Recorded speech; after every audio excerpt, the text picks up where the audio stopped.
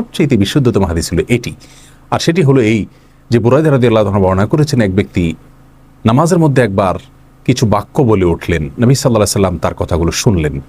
তিনি বলে উঠলেন, আল্লাহুম্মা ইন্নী আসআলুকা বিআন্নী আশহাদু আন্নাকা আনতাল্লাহ লা ইলাহা ইল্লা আনত আল আহাদুস সামাদ আল্লাযী লাম ইয়ালিদ ওয়া লাম ইউলাদ ওয়া লাম ইয়াকুল লাহু কুফুয়ান আহাদ।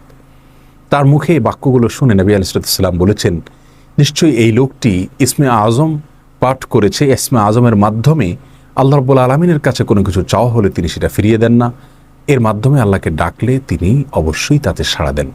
এই হাদিসের ভিত্তিতে অনেক মুহাদ্দিসিন ইকরাম বলেছেন এটি হলো সেই দোয়া যেটাকে ইসমে আজম বলা হয়, যার মাধ্যমে এটি পাঠ করার পর আল্লাহর কাছে কোনো কিছু পেশ করলে সেটাকে অবশ্যই আল্লাহ তাআলা পূরণ করেন।